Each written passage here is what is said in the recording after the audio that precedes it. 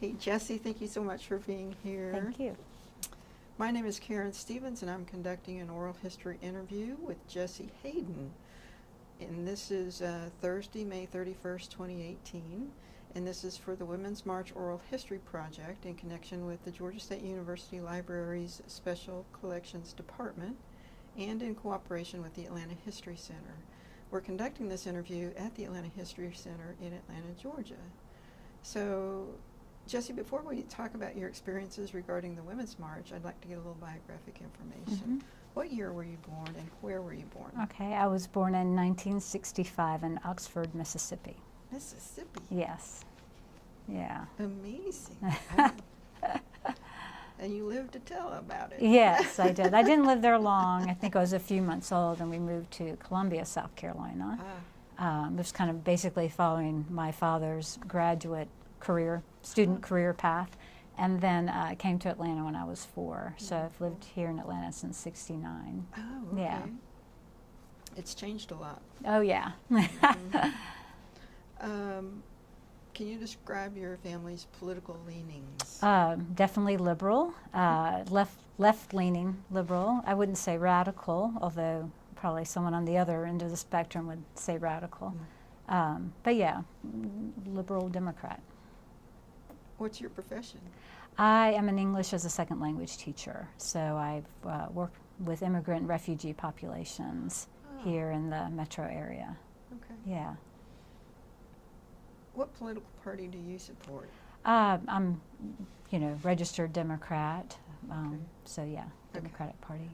Have you been involved in any political activities in the past? Probably not overtly, in a stereotypical way. I think my career, my profession, is inherently political. I think I've worked with a lot of undocumented immigrants. I started teaching ESL in nonprofits and English as a second language. Okay. And actually started at the Latin American Association, and I worked at Jewish Family and Career Services, doing work for them, teaching adult literacy to non-native English speakers. So many of my students, particularly at the Latin American Association, were undocumented. So I think through my work, I've always, worked in some ways a political capacity, and working with, I like to think of the invisible populations and the vulnerable populations of people who need all kinds of support and are certainly much maligned in this administration. Yeah. Do you have any family members who have participated in activist movements? My father was, he grew up in the rural South in the Jim Crow era, and really bucked his family, tradition, and did engage in some of the civil rights protest movements. He picketed at theaters and things like that. He told me he was always terrified, and that he clutched his sign and was prepared to use it violently, to defend himself if need be. But so he did. I mean, he revolted against all that he had been, a culture that he was raised in, because he saw its inherent discrimination and just the atrocity of that era of the South. So yeah. Wow. And I think he instilled that in all of us. And then my mother's very, very world traveler, culture person. I think that brings a different perspective, brought a different perspective into our family and how we were raised. And we traveled widely. We lived in Germany when I was a kid. My father had a Fulbright scholarship there. And then I've done, just in my adult life, I've been to 20 different countries. Okay. So, and just working with, international populations, I think, has broadened my perspective. And I think probably accounts for just a different way of looking at the world, thinking about the world and issues in the world that affect you think it just affects one part of the world, but in fact we're impacted by what happens anywhere in the world, and I think we need to think globally as well as locally. Yeah. Have you ever participated in a march before? No, the Women's March was my first march. Your first march? Yes, yeah, my inaugural march. So why did you decide to march on January 21st? Right, the day after the election, I just felt like the sun had set and just a darkness. I mean, it was just so, it was surreal in a very dark way. And I'm not someone prone to depression by any means. I'm a pretty upbeat, lively person. I just felt like a dark cloud was hanging over me. And my thought was, what do we do now? It felt like, Armageddon or something.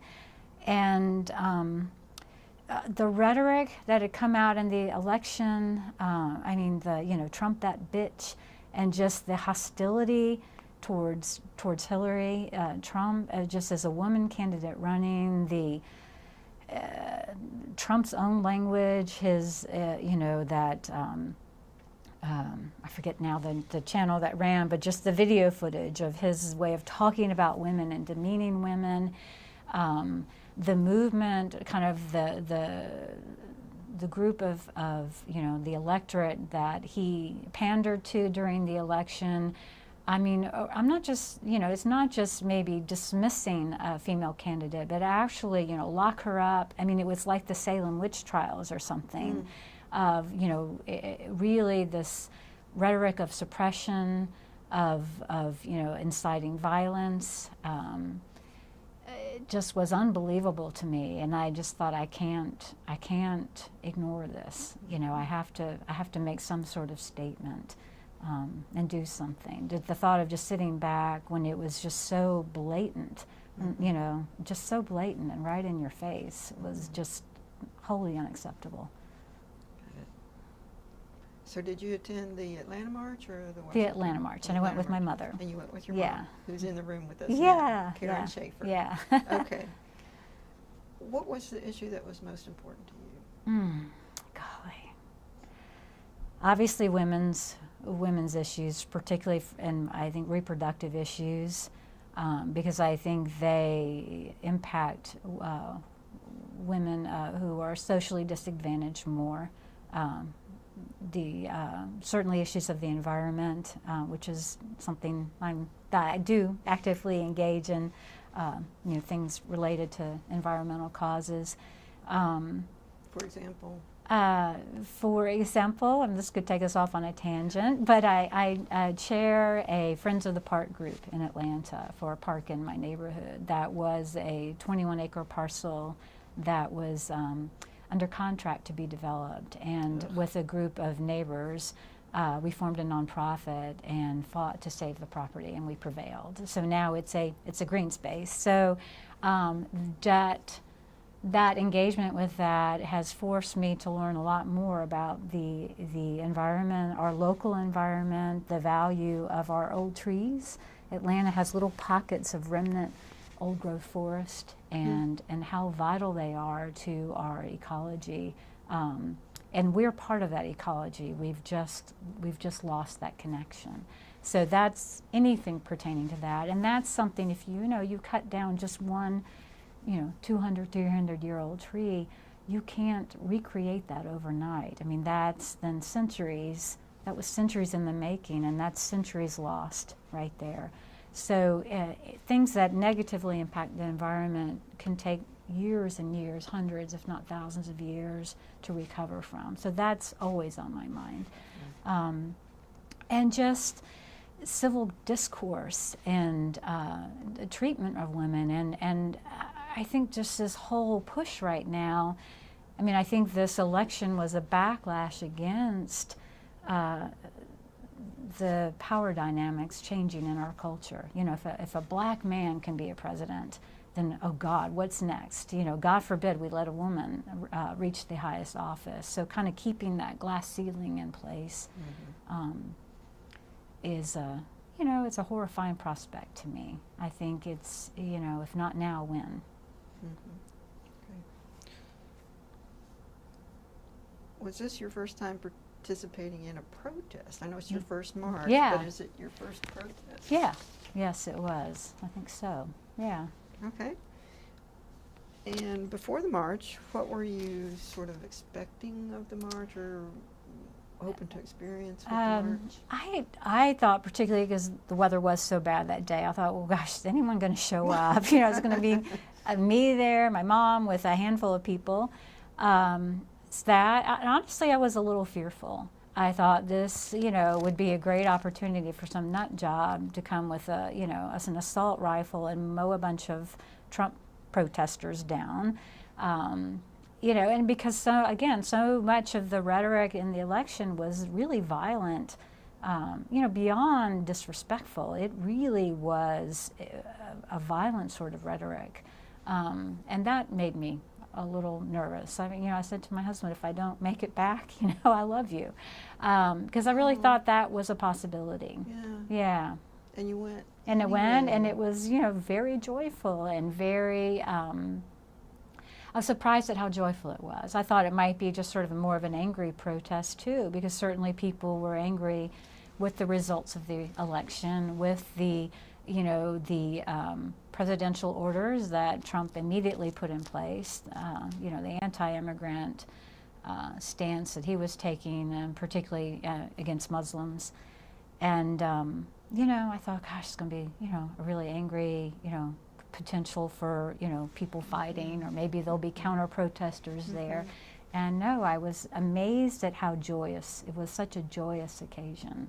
Can we go back just a little bit? Yeah. Because I'm really fascinated with your ability to overcome that fear given the months of violent rhetoric and some people actually dying. And here you're about to go onto that stage. Oh my gosh, the courage to overcome that. And how did you do that? I just thought, well, just put it out of your mind. You know, think of all those civil rights protesters who faced fire hoses and dogs and you know, state troopers and, you know, SWAT teams aimed at them. I thought, you know, you have no excuse not to do this. So I mean, you were determined. Yeah, and it wasn't an overwhelming fear. It was just something I was conscious of, that this could go very badly.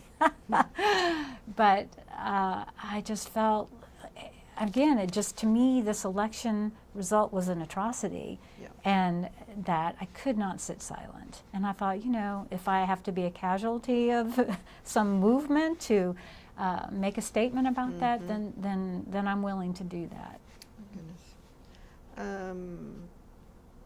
Describe the people you traveled with. So I traveled with my mom and her roommate and friend, Margie. And three of us were, the biggest, you know, thing was like, how do we stay somewhat dry? So, so we had those, you know, all plastic poncho things we put on and went to wait for the bus and went down there, you know, kind of thinking we might be the only three people there, but but by golly, we're going to march, yeah. So what were your feelings before, during, and after the march? Before it was the kind of excitement, kind of wondering what, you know, is it just going to pour on us all day? You know, how's that going to impact the march? Are they going to call it off? So kind of a little apprehension, just sort of wondering about that. And then getting down there and just being surprised that, you know, all these people congregated. And of course, the march started at the Civil Rights and Freedom and Civil Rights Museum. And it was pretty packed, but it didn't really at that point have a sense of how many people were there, because we were literally so packed in. I could see, you know, 10 feet in front of me and 10 feet behind me, and that was it. Plus, I'm short, so, you know, I don't have the gift of stature. But once we started moving, and it took a, you know, it was so slow getting started. Of course, in hindsight, I realized it was a slow start because there were so many people in front of us. There was just this, you know, backlog. of people. But once we, got moving a little bit and I could see, I'm like, gosh, I think there are a lot of people here, and that we were so, the streets, however wide they are, we were so packed in on these wide city streets, that I kind of had the feeling, my gosh, there are a lot of people here, and just the intensity. It was joyous, but there was an intensity to that, and just that feeling that that everybody there was on a mission. They were there to make a statement, and seeing the multi-generations was really a lot of 3 generations of women, or grandmother, mother, granddaughter. That was really cool. So there were a lot of multi-generational marchers, families, from the same family marching together. So what was that, if you had to describe that feeling? It was just really, it was lovely. It was validating, I guess, and just, it was like an antidote to the negativity and the darkness that I feel like, I just see Trump as like this Darth Vader figure, like the heavy breathing and the mask, and there's just a darkness there, and a dismissiveness and a darkness, and I thought, hope and joy are the best antidotes to what we're experiencing politically, at least I feel like even at a state level in Georgia, but particularly on a federal level. Yeah. Do you remember any of the signs or chants or? Love Trump's hate, which I like, and I love the pussy hats. I thought were great. So then I liked I can't remember how it was written now, but the women who were marching with their husbands, and I think the husband had the shirt that pointed to the, God, do you remember? I'm with her, and just that was really nice. The number of men there was nice. I wish I had a better memory, because there were some great signs, particularly, in referencing to groping and things like that. Yeah.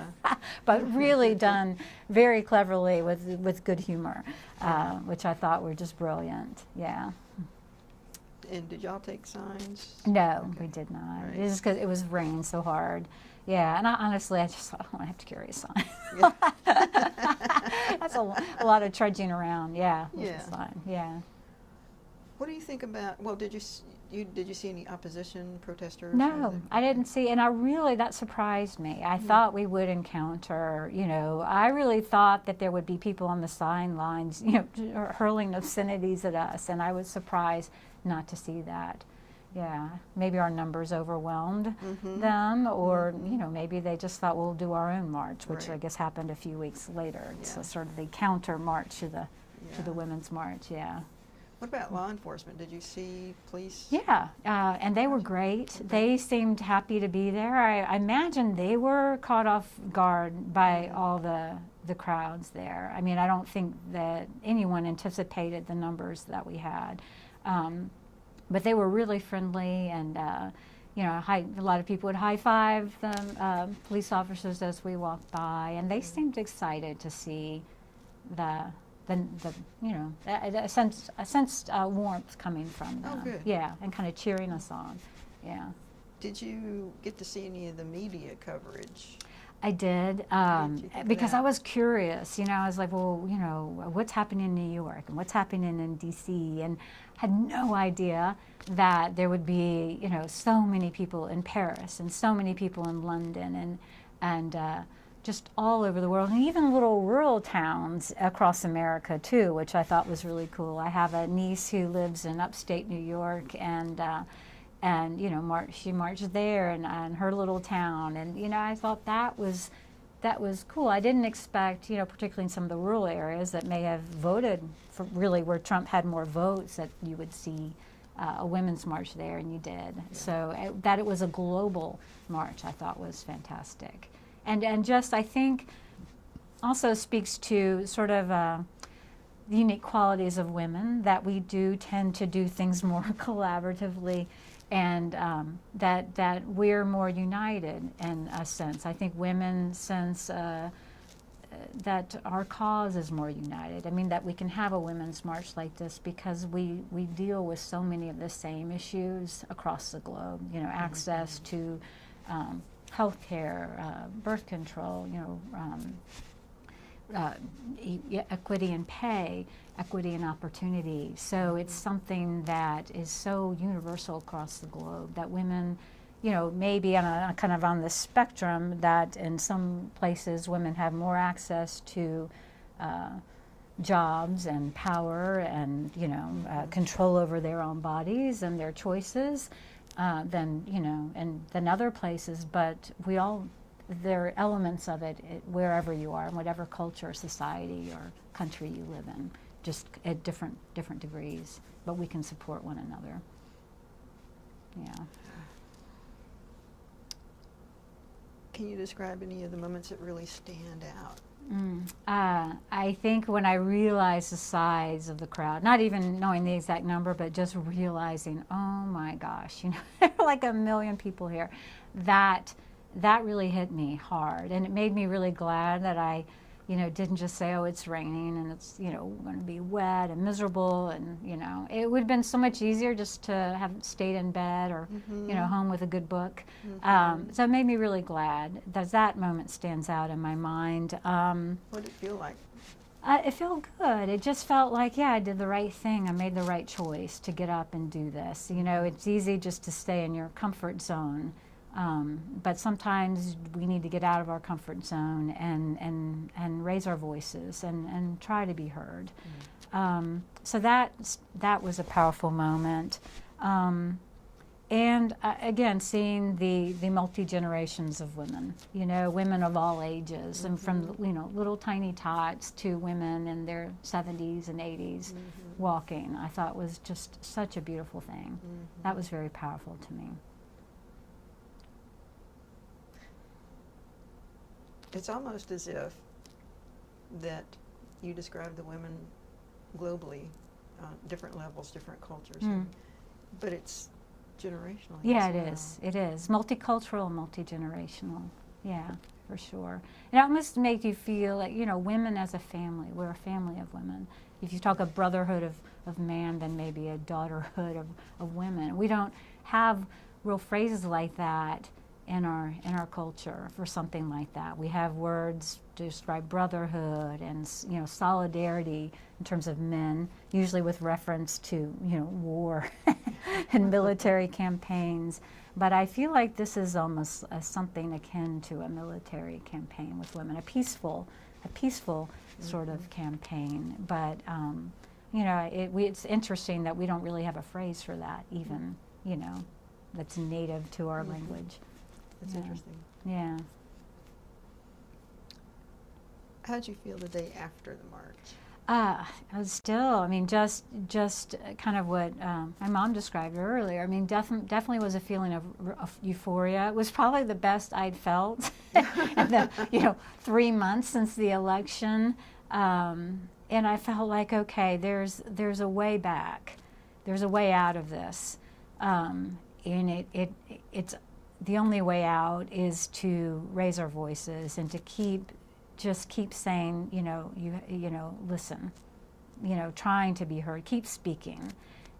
Because I feel like so much of what's going on now politically is the politics of repression and the politics of suppression and the politics of silencing people, literally locking them away or not letting them in.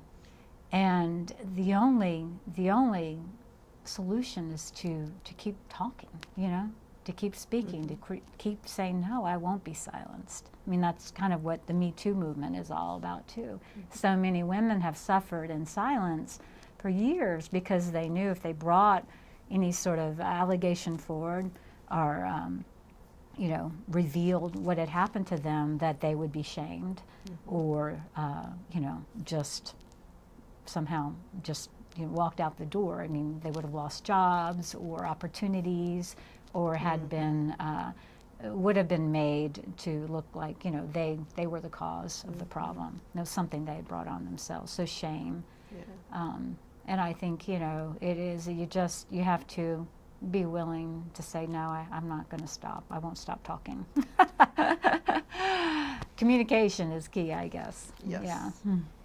What do you hope will happen now? Golly. I hope a lot of things will happen. I hope that more women can get elected to a political office. I hope that we can undo some of this damage. I hope we can raise our standing in the world. I mean, there's going to be a lot of debris, a lot of carnage from what we have now, what's in place now. I mean, it's really wrecked lives. I'm aware of that partly because of my work. But the cost of opportunities, my big worry is, will we lose a generation because of this? Will it take another generation to undo this damage? So we've lost a lot of ground, making so much progress. And I hope things like, green technology and immigrants' rights groups, refugee rights groups, and environmental groups and women's rights groups will keep putting pressure on this administration. And, if it takes one lawsuit after another to try to keep the ship from completely keeling over, then that's something that I hope for. That I hope we can't, that these entities and nonprofits and activist groups that are in place won't be buried by this, because then it's so much easier to destroy something than to build something. And I hope we don't lose some of that infrastructure that is just sort of in some ways going to have to be waiting in the wings, but in an activist sort of sense, something that's causing friction and causing enough of a ruckus that they're not completely drowned out, so that once the window cracks a little bit or the door cracks a little bit, they can rush through and get this momentum up and going again. And so we can be the type of country and the type of government I think we're meant to be. I'm fearful of a lot of what's going on, but I think the hope has to be particularly in the younger generation, which I think is much more tolerant and much more open to change than the generation in power, which is an antiquated generation. It's mostly a group of old men who don't want to see things change. Exactly. Yeah, so we've got to get a younger generation in there. We've got to get a more diverse group of leaders who really reflect who we are as the diversity of this country, and not just a select group that is unwilling and immobile in its stance on power. Yeah, well said.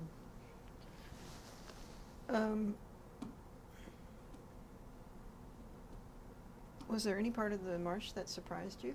The crowd certainly surprised me.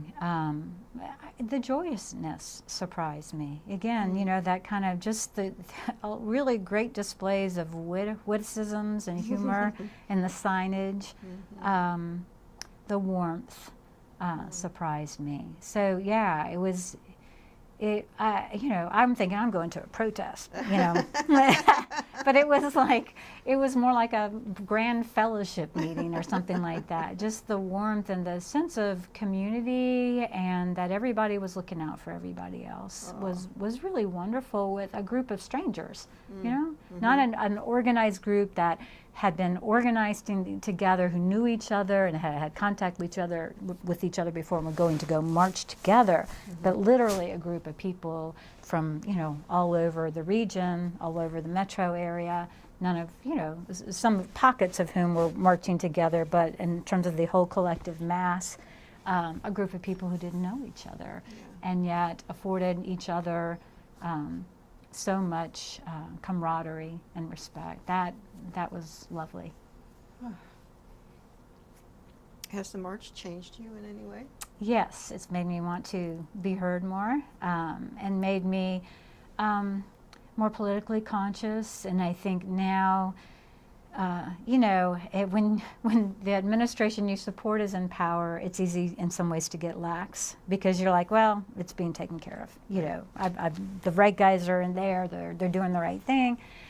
When it's the other way around, and I think this is a really extreme case. So certainly, I've not been happy with other administrations, but this is just like nothing I've ever experienced before. I think it puts an onus on the people, which is really what a democracy should be. It should be a democracy of the people.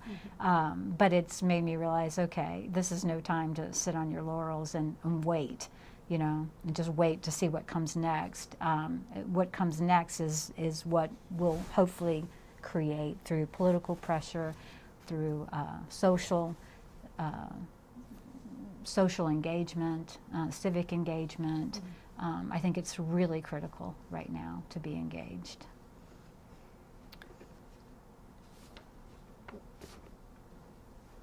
What sort of strategies do you have for people who are trying to cope with this daily sort of barrage that comes at us with this new administration? I would say find a purpose that is important to you, that is maybe something that's threatened in this administration, and get involved, honor it. I'll keep working with immigrants and refugees. That's some kind of, in a way now, a subversive act, right? Supporting undocumented immigrants, in ways that where my expertise lies. So I think where you have a gift, even if you're just a good writer, then maybe you can, write letters. If you're someone who's good at organizing, maybe you can organize a local event.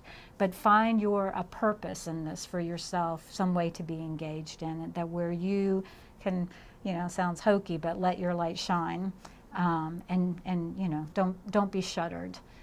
I think now, I just find your passion. Find something you're passionate about, because there are so many, there are probably 10 different issues that are important to me that are under threat right now, but I can't spread myself that thin. So I'm kind of trying to focus on the ones that I think are extremely important, that I can make the time for, because it's just there's a whole lot of mess going on.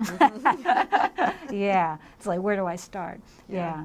You can get overwhelmed by it to where it creates a sense of apathy, and I guess that's what you really need to avoid now is apathy. Now is not the time to be apathetic. Right. As we start to wrap up, would you have any advice for anyone who's considering marching in the future? March with a friend or a family member. It'll be a much more meaningful occasion for you. Yeah. So if you want to go alone, go it alone. But I think it's much more meaningful to go with someone you care about. Yeah, and have that experience together, and have that collective memory too. Is nice. Yeah.